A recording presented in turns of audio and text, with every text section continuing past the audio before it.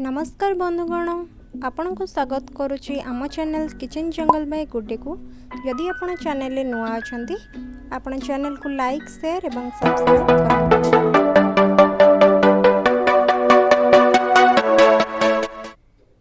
तो चलतु आज आम मोमोज बनैबा।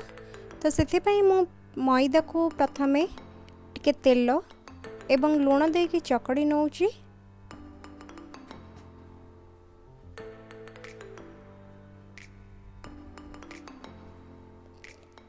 भल भाव चकड़ी नबा।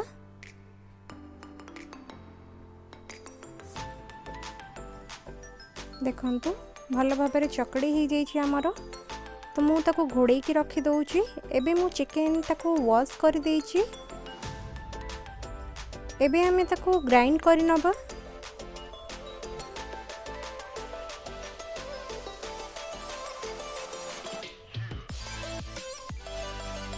तो आमे बहुत भल भाव एबे ताको ग्राइंड करि नेइचे। देखंतु बहुत बढ़िया पेस्ट आसीची।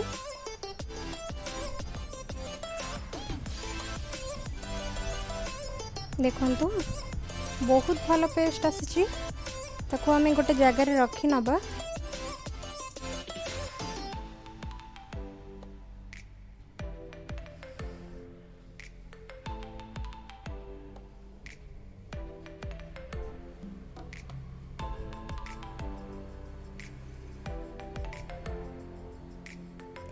तापरे आमे किछि कटा पियाज रखिछि एवं किछि कटा रसुण एवं लंका मध्य। तो आमे ताको भल भाबरे मिक्स करि नबा।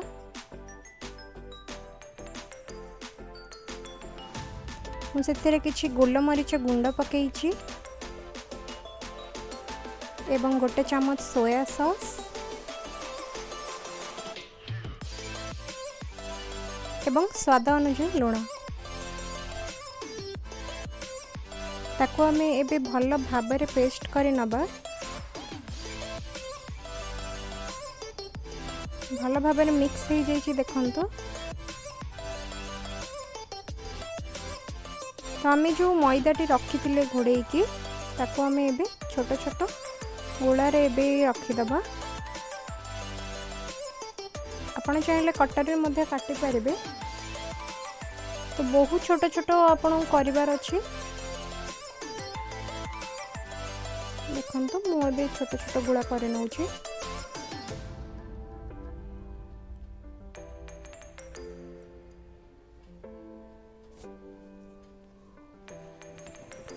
तो देखंतु पूरा एतिके साइज रहिबो जेमिति हेले।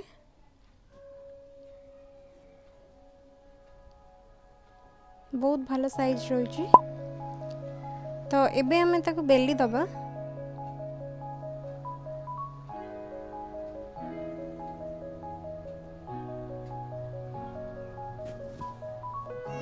तो मु सबु तक एमती करी बेली दउची एबे।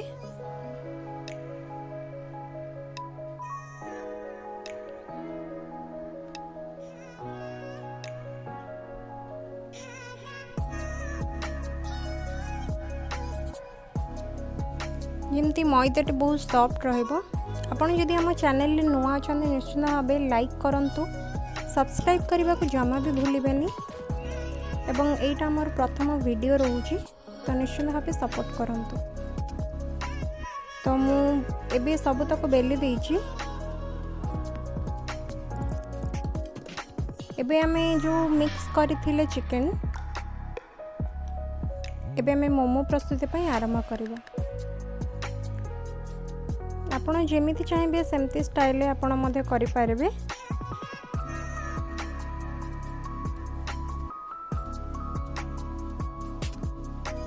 एटा सबुठ सुविधा रहउची तो सेति पई मो एथिरे बनाउची।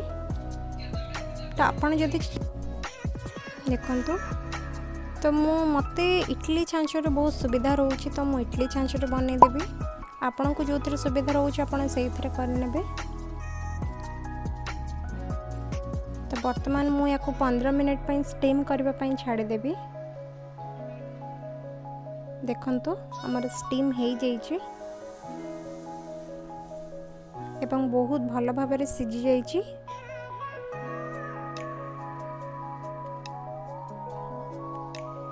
एबे हमें जेकोसी सॉस नहीं कि या चटनी नहीं कि किंबा टमाटो चटनी नहीं आपण मिसेकी खाई पारे।